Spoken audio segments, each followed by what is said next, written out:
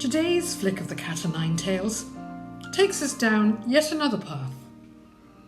So far, we've enjoyed, and I hope you have too, our 9 Cork poets, Shakespeare and Yeats, times of remembrance and reflection, before reminding ourselves that there is still hope and beauty all around us.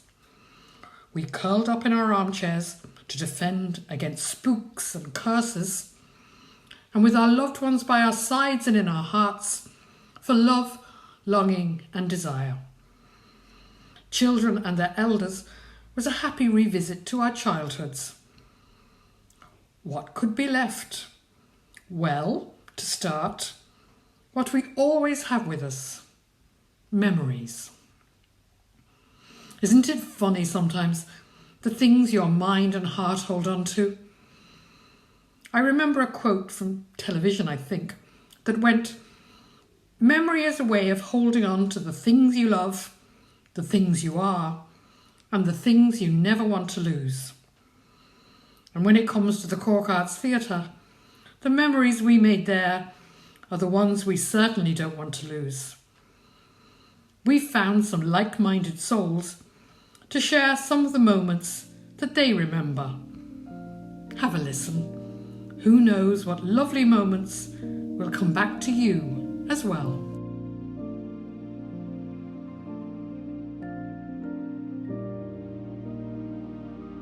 First to share memories of Cork Arts Theatre is Karen Ray. Karen has been involved in theatre since the age of 3 when she joined the Montfort College of Performing Arts. A large part of her childhood was spent on the Cork Opera House stage alongside greats like Billa O'Connell, Paddy Comerford and Mon Murphy. Over the years, Karen has acted, danced and sung in a large number of musicals, plays, operas and shows. Most recently, she played the role of Cecily in The Importance of Being Earnest in the Cork Arts Theatre with Stage It Productions, and as Kitty Kiernan in TG4's docudrama Ireland's Greatest Loves. In 2019, Karen worked very happily alongside Brenda Lynch and Jim O'Mahony in directing and producing a highly successful production of Murder on the Nile with the UCC Players, staged in the beautiful Aula Maxima. So sit back and enjoy Karen's memories of Cork Arts Theatre.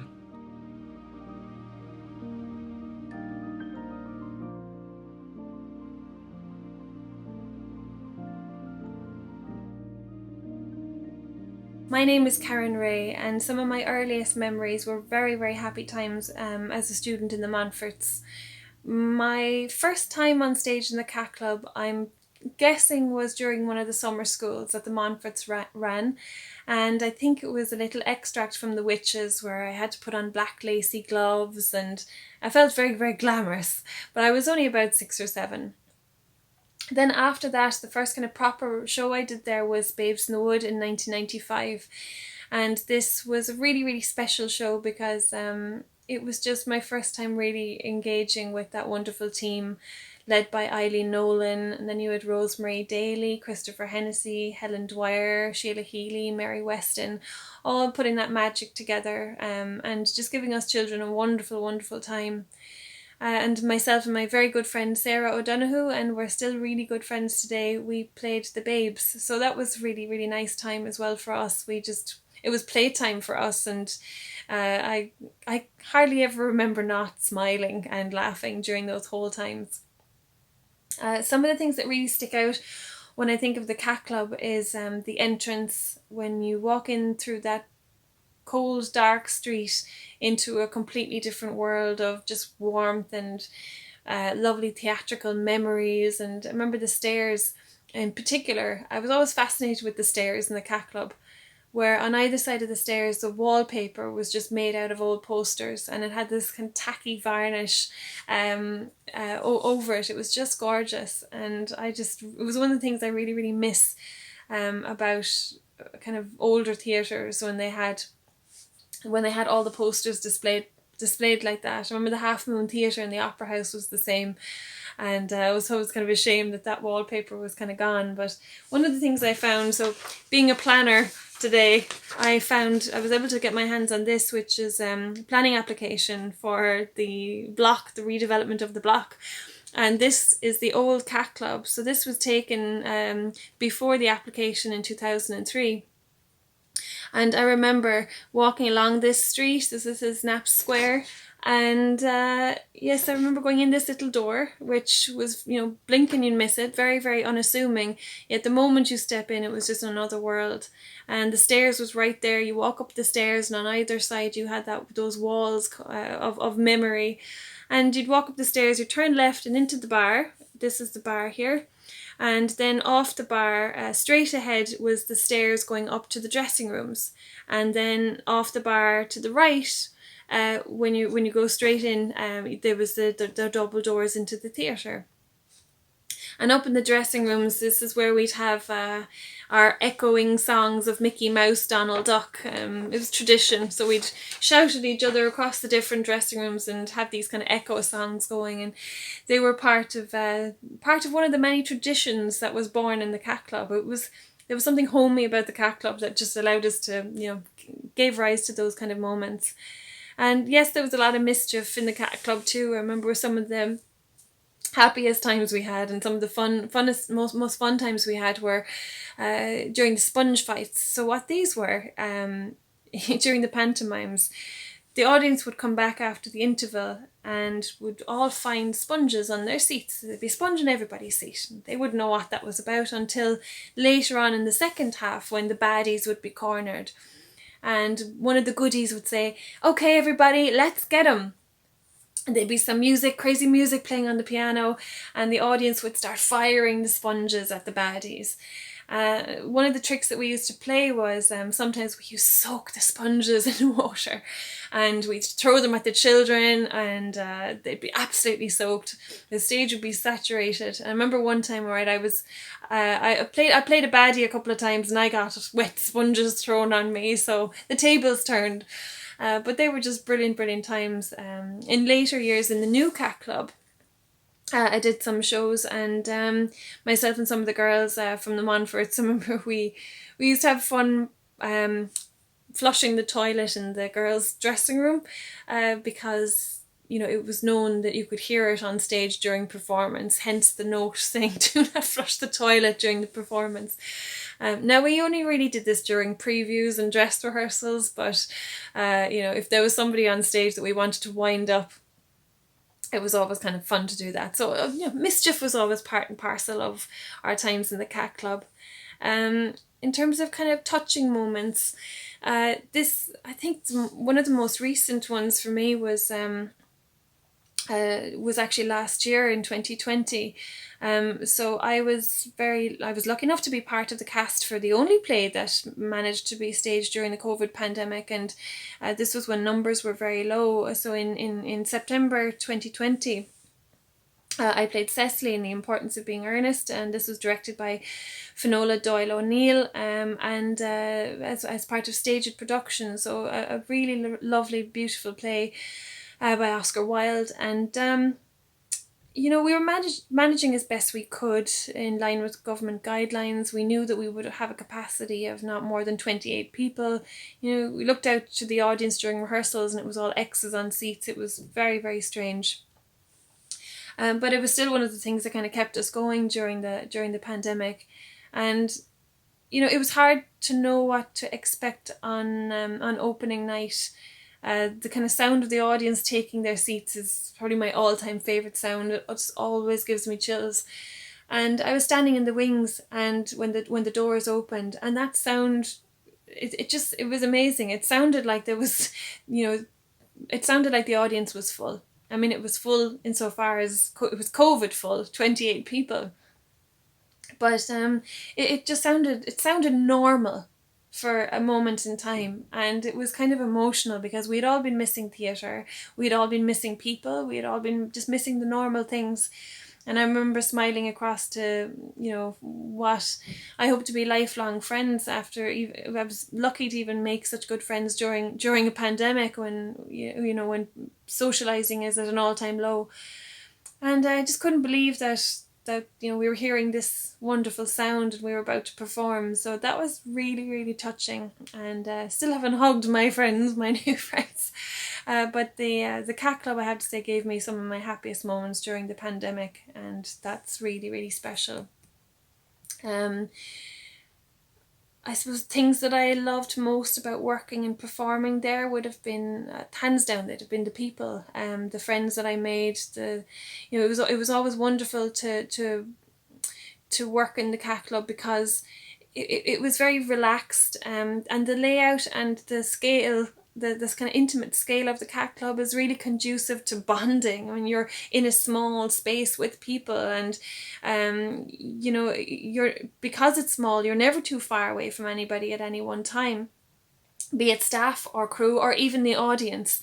I remember when I was younger, in the old Cat Club, the stage used to be higher. It was, probably around 4 feet high. No, probably about less, just probably around 3 feet high, I'd say, because it seemed higher to us as children. And the stage, the seats were down low, and we were able to have chases around the audience, and that was a lovely interactive thing that we used to have going with the audience. That's kind of one of the things I do kind of miss. But I was just always fascinated as well with watching others perform while I had a break from my own scenes, and this is even in the new Cat Club as well.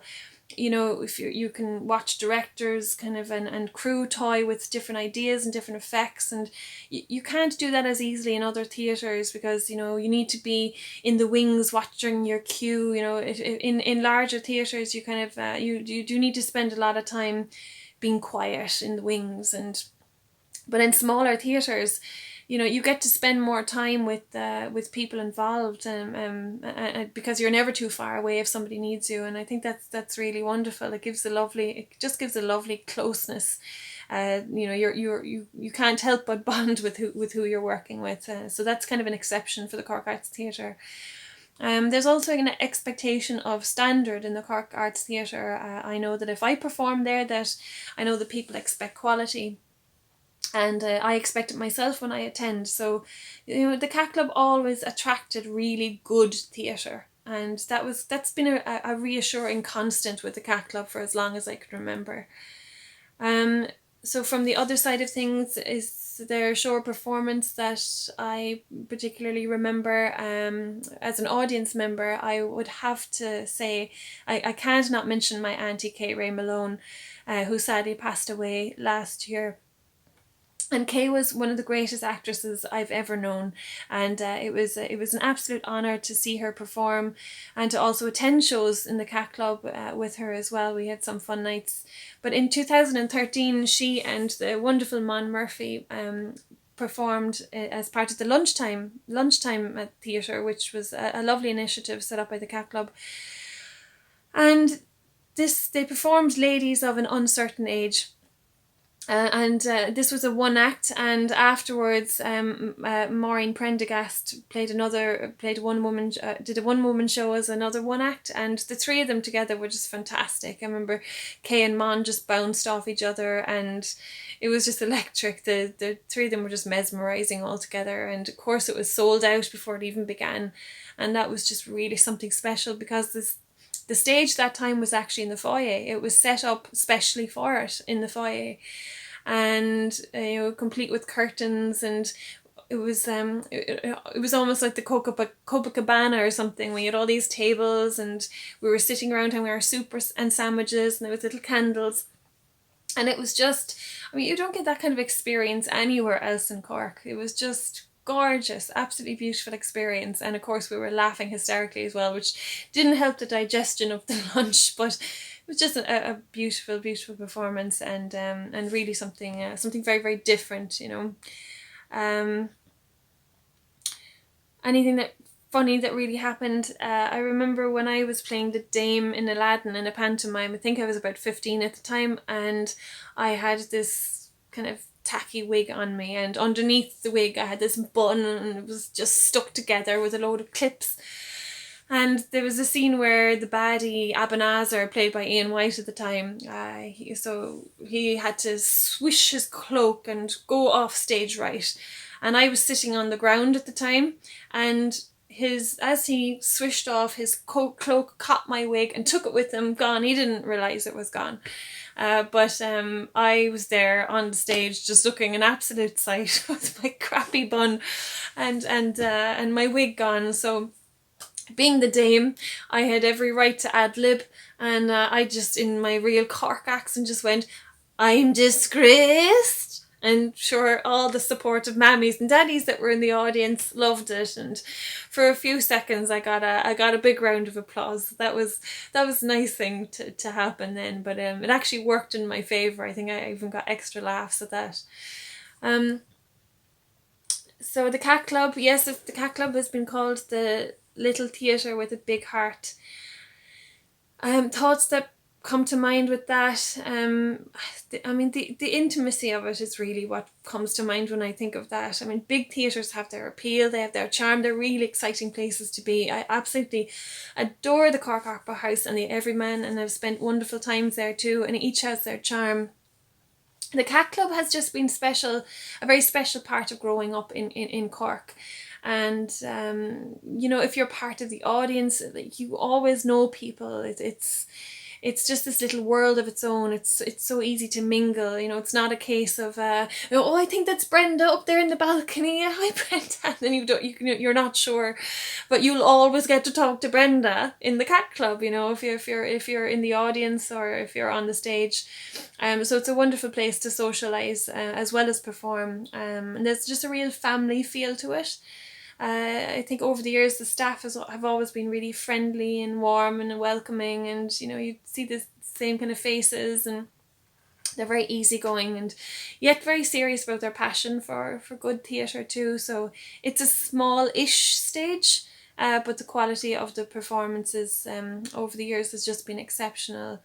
I think the Cat Club just feels, you know, even today, you know, the Cat Club, it's no longer on, you know, the entrance is no longer down a dark side street, it's out on kind of the main road, but it's still under the kind of shadows of some of the balconies of the apartments above. So it's still got this kind of sense that it's a bit of a hidden gem. And inside you find more gems, you know, in the plays that are there. But the old Cat Club was kind of accessed by this modest little door down a shabby street, and the new Cat Club is entrance is under these kind of nestled under these apartments. So you know, it just still has that feel that you kind of, it's almost like a secret world. I suppose relative to other cities in Ireland, Cork is big. But the Cat Club just has this kind of neighbourhood feel to it, yet with a very, very strong and wide loyal following. So it's a very special and rare thing that we have, and I just hope that big heart kind of keeps on beating forever. So I would like to thank the Cat Club for all the wonderful memories that I have, and all the happiness it's brought to my life over the years. I've been very, very blessed, I have to say, to have been part of the Cat Club.